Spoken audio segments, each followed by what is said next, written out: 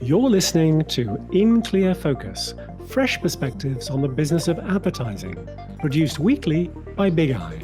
Hello, I'm your host, Adrian Tennant, VP of Insights at Big Eye, an audience-focused, creative-driven, full-service advertising agency. We're based in Orlando, Florida, but serve clients across the United States and beyond. Thank you for joining us. During the COVID-19 outbreak, we've seen some categories of consumer packaged goods flying off the shelves. Today, we're going to look at some ways in which advertising and marketing tactics influence consumer behavior. Consumer psychology is the study of people's buying patterns and preferences in relation to products and services, including their reactions to advertising, packaging, and marketing. The field evaluates consumers' decision-making processes, as well as determining who buys certain products and how products or services are consumed or experienced. Back in the early 1900s, Walter Dill Scott was director of the psychological laboratory at Northwestern University. Scott was approached by an advertising executive looking to improve his marketing efforts, inspiring Scott to write a book entitled The Psychology of Advertising in Theory and Practice, published in 1903. And so the new discipline of consumer psychology was born. The field developed throughout the first half of the 20th century with significant contributions from behavioral sciences, including sociology, anthropology, and clinical psychology. The booming consumer-driven economy of the 50s resulted in a greater emphasis on analyzing customers and the growth of the market research industry, which we discussed a couple of weeks ago in episode 3 of this season. Today, consumer research aims to help us understand not just what people buy, but why. Marketers and advertisers are especially interested in understanding what compels people to commit to purchases and why they become loyal to certain brands and not others. One principle that drives people's actions is their underlying motivation. Motivations may be negative, that is, to avoid pain or unpleasantness. But motivations can also be positive. For example, to achieve some kind of reward, such as sensory gratification. To talk about how marketers and advertisers can harness insights from consumer psychology, our guest today is Dr. Yael Zemack-Rugar, Assistant Professor of Marketing at the University of Central Florida's College of Business. She holds a PhD from Duke University, an MBA from the University of Rochester, and a BA from Tel Aviv University. Throughout her career, Yael has applied her passion for psychology and marketing to generating and testing new theories about consumer behavior, with a focus on consumers' goals, motivation, and emotion. Yael's work has been published in the top journals in both marketing and psychology, and has been featured in premier industry publications such as the Wall Street Journal. Welcome to In Clear Focus, Dr. Zemack-Rugar. Thank you. So lovely to be here. What are the main consumer topics that your research focuses on? Much of my research looks at the intersection between consumer motivation and consumer emotion. I consider that to be a really, really broad statement because, at least from the lens that I apply, almost every behavior that consumers engage in is driven by some kind of motivation. A lot of my work looks at big picture goals like improving our health, increasing our savings, reducing our debt, increasing pro-social and equitable behavior in society. And I try to understand how consumers' emotions play into their decisions and into their ability to persist at some of these kind of bigger motivations and goals. Yael, what inspired you to pursue psychology in a business context? So like everyone else, I've had a zigzag journey, not entirely a straight line to where I ended up, but I've always had kind of a passion and an interest in psychology. And so I was very interested in understanding how humans think and how they behave.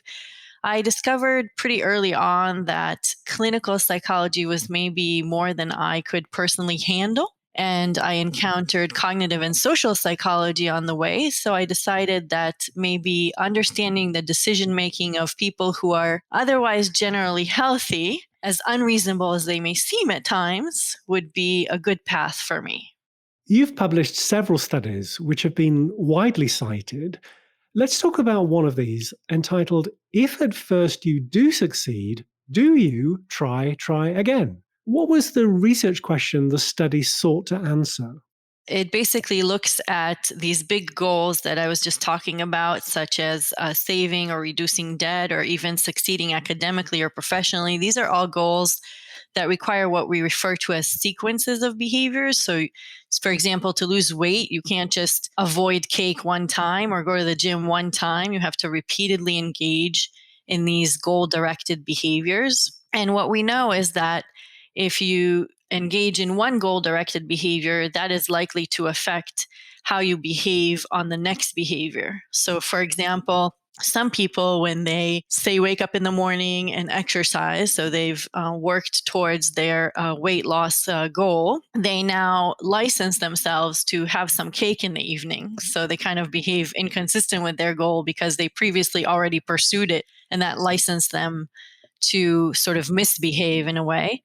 But other people kind of are motivated by the fact that they worked out in the morning and they say to themselves, all right, I'm already committed to this goal. I can do it. And it kind of encourages them to persist throughout the day and also eat well throughout the day. So I try to look at how those initial behaviors affect subsequent behaviors because we really need to understand the sequence over time in order to understand outcomes. And if we understand what drives people to persist as opposed to license, then we can create marketing programs and communications, loyalty programs, and things like that that would help consumers do better. And actually, when they do better, marketers also do better because they get better loyalty, better engagement, more re-enlisting in membership programs, et cetera. And so we create these win-wins.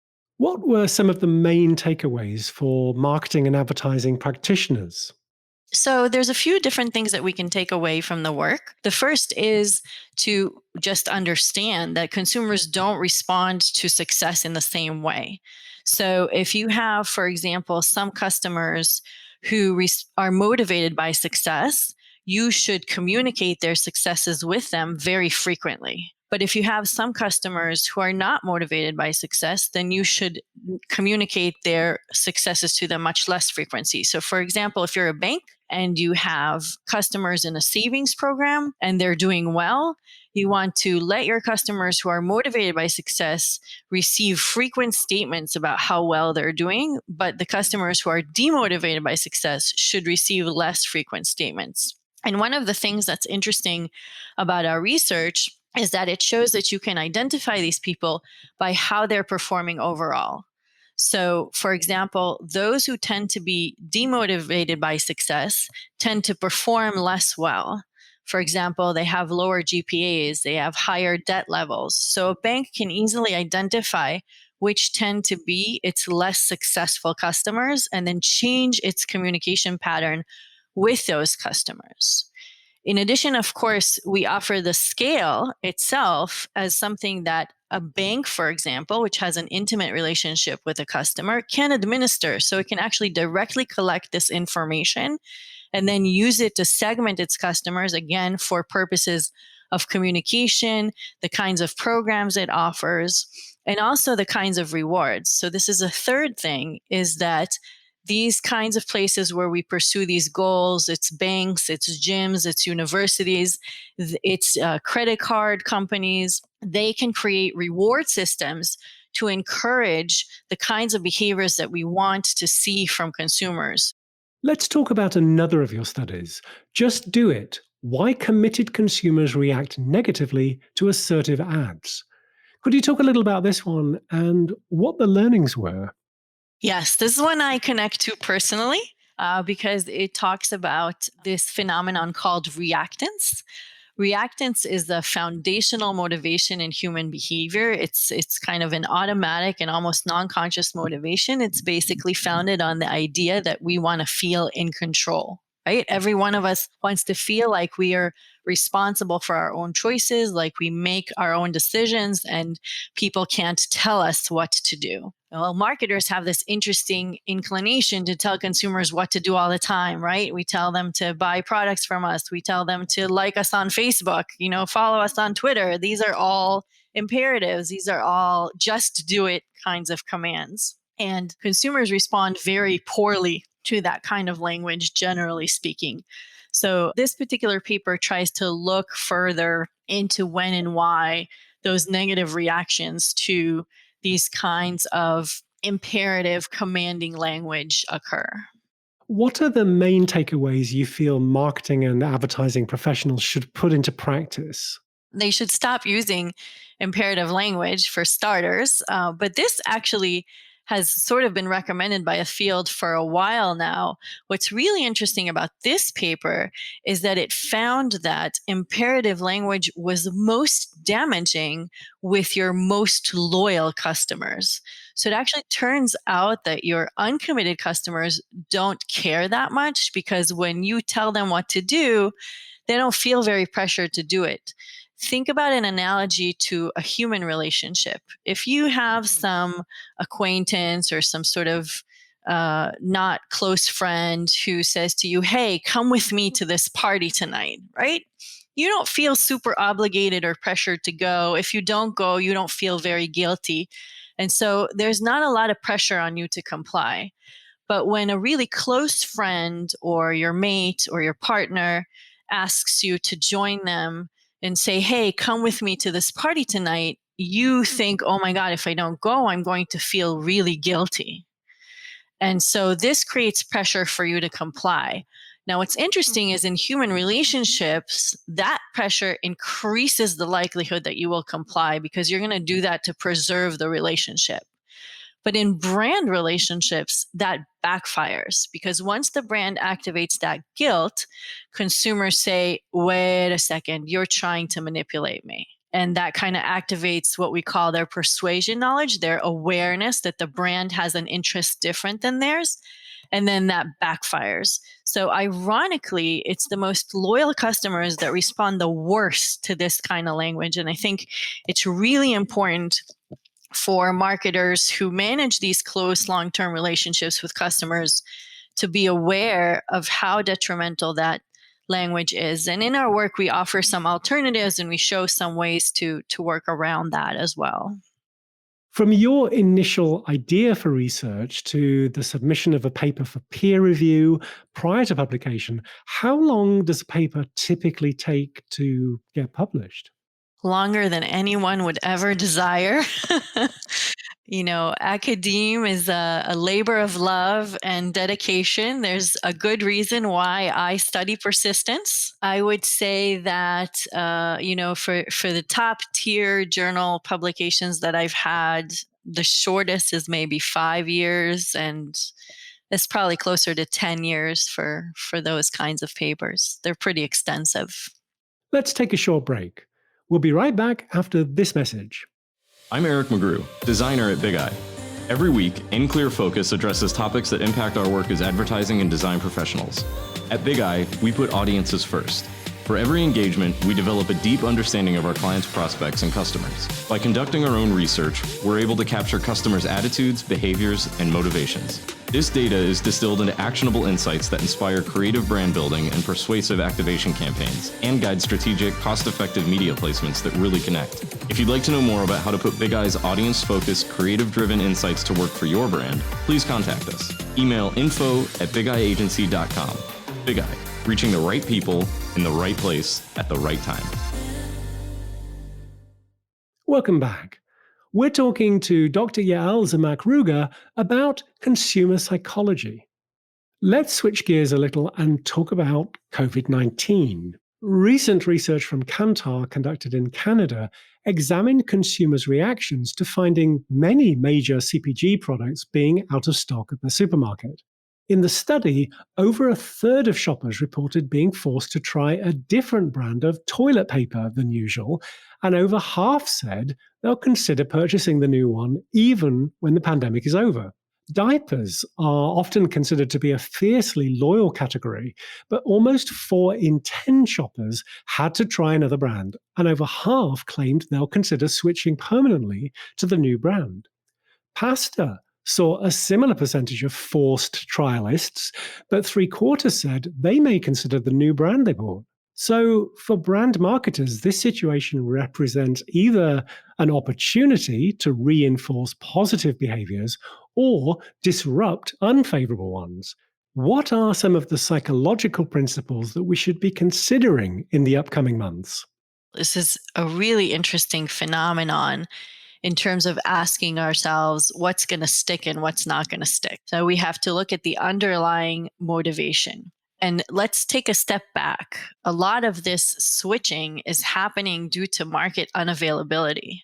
So the first question we want to ask ourselves is, why is this stuff unavailable?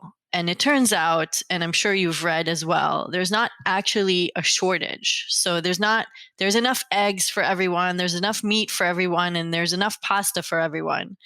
But people are hoarding, people are stocking up. And we've actually run our own data that we've been collecting. We've recently applied for an NSF grant as well, where we're looking at these consumption pattern and how they're related to control.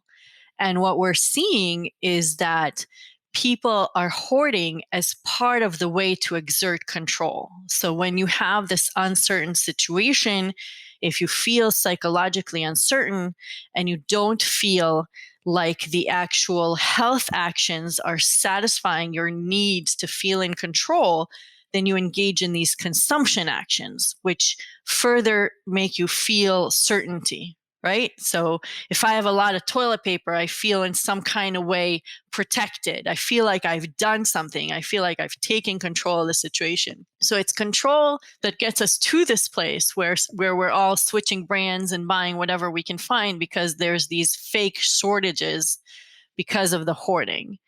And now it's control that will determine how we come out of this situation.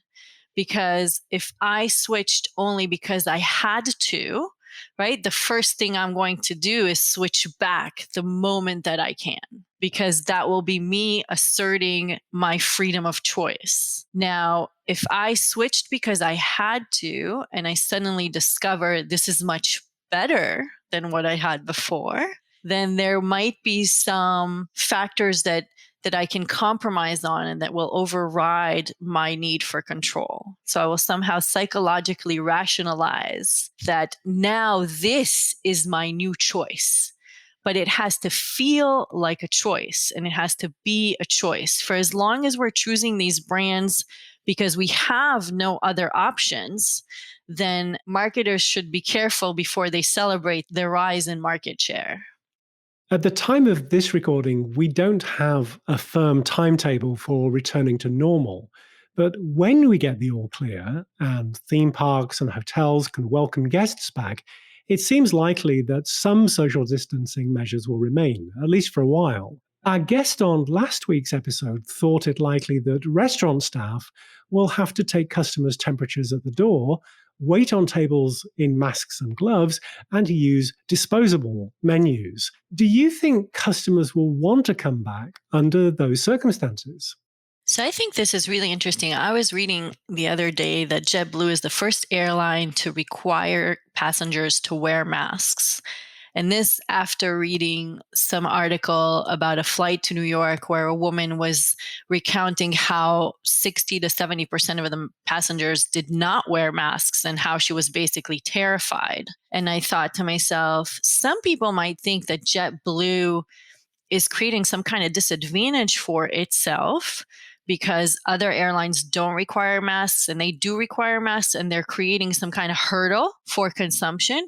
But I actually think they might be creating a competitive advantage for themselves because if I need to fly somewhere now, I'm going to fly JetBlue because I know everyone will be wearing a mask. And so for a certain target segment, such as myself, that tends to be more cautious maybe, right? This is a great targeting strategy and it creates a competitive advantage. So we should always remember that there's different customers, first of all. So some customers may think that wearing a mask in a restaurant is a terrible idea and completely detracts from their enjoyment. But other customers may say, I'm only going to go to restaurants that require this because this is the only place that I feel safe. So first, we want to think about segmentation and how people respond to this, because different customers will respond differently. And then we want to think about regulation. At the point where market equality is created, for example, there's an executive order that all restaurant servers must wear masks, then now there's competitive equality. There's no advantage or disadvantage. This is just the new status quo. Then we're asking, will consumers adjust to the new status quo? Have consumers adjusted to wearing seatbelts? Have they adjusted to using child seats? Have they adjusted to TSA checkpoints when flying? All things that didn't exist at one point in time, that were considered huge inconveniences, but that really didn't change the industry whatsoever in terms of demand. Because what's easier, to deal with a server with a mask or to never go out to eat again? We have to ask ourselves which is more likely. And it feels like it's more likely that consumers will just accept this as a new status quo and try to go back to as close as prior consumption as possible. That would be my guess. What are some of the behavioral ways that you think businesses can help reassure consumers in the inevitable uncertainty of the immediate period post-pandemic? So the more businesses can signal that they are truly and sincerely concerned, the more believable any action they take will be. So being ahead of the curve to take action, for example, will be a sign of sincerely caring. Just like any other marketing communication, authenticity is critical. So if you're only complying because someone made you, then I don't believe that you truly care about my well-being. But if you're proactively taking steps to protect my well-being, and you are showing how those steps are implemented as I interact with your organization, then that's likely to increase my comfort level. At least in the short term, we expect businesses to want to focus on activation campaigns rather than brand building. What are some of the potential pitfalls your research suggests marketers need to be cognizant of? So activation campaigns tend to focus on calls to action. Click here, join now, hurry up. These are all imperatives, and we discussed earlier how they are generally a bad way to communicate with consumers because they tell a consumer what to do. It's unbelievable the myriad of ways we can tell consumers what to do without noticing that that's what we've just done. So I think that in these activation campaigns, it's good to think about the way that you communicate. Rather than telling a customer, click here to join, maybe invite them to join, maybe invite them to enjoy, maybe ask them to come reap a certain benefit, right? Highlight the value that they receive rather than the action that they should take to receive it. And assume that they can connect the dots if that value is on that action button rather than the command on the action button. Yael, through all the research studies that you've conducted, what are some of the findings that surprised you the most or seemed counterintuitive?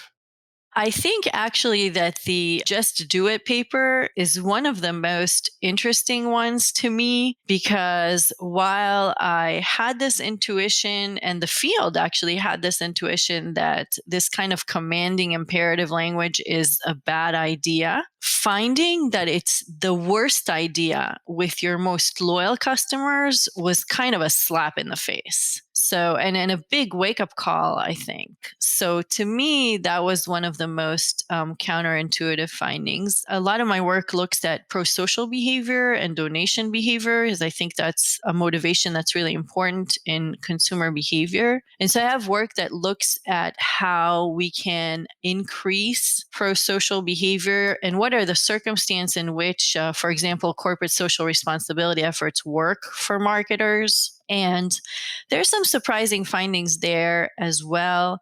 For example, I have a project that looks at how we can effectively combine victim images, such as whether they're happy or sad, with the language of the ad.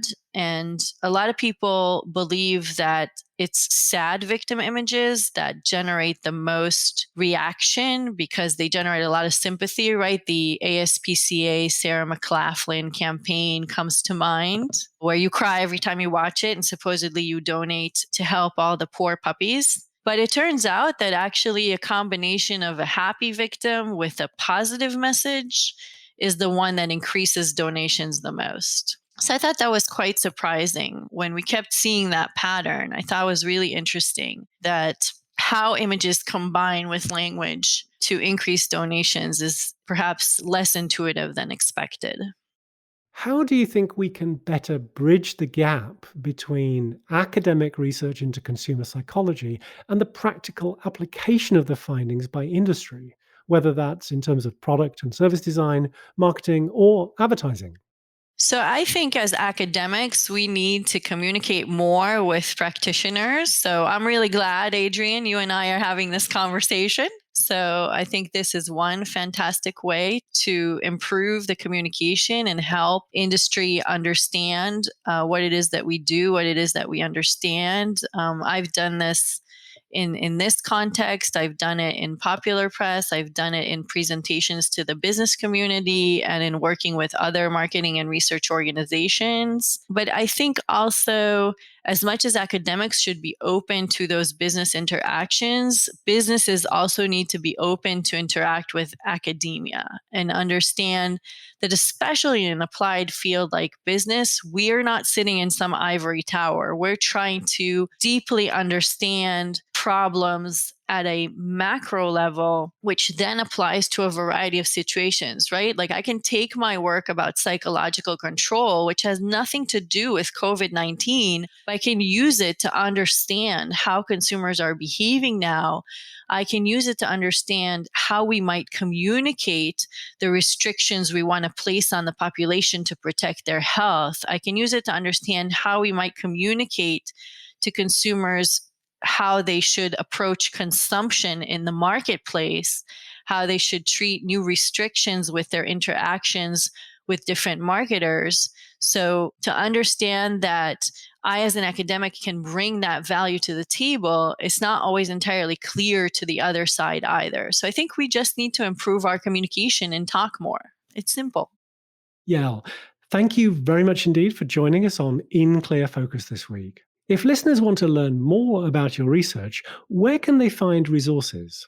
I have a personal website. It's just my name, no dots, no hyphens, yaelzemack-rugar.com.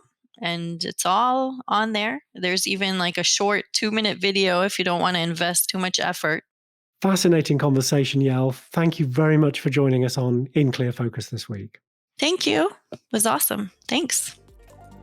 My thanks to our guest this week, Dr. Yael Zemack-Rugar, Assistant Professor of Marketing at the University of Central Florida's College of Business. You can find our show notes with links to resources on the In Clear Focus page at bigiagency.com under Insights. Just click on the button marked Podcast. Please consider subscribing to the show on Apple Podcasts, Spotify, Google Podcasts, or your favorite podcast player. And if you have an Amazon Echo device, you can use the In Clear Focus skill to add the podcast to your flash briefing. Thank you for listening to In Clear Focus, produced by Big Eye. I've been your host, Adrian Tennant. Until next week, stay safe. Goodbye.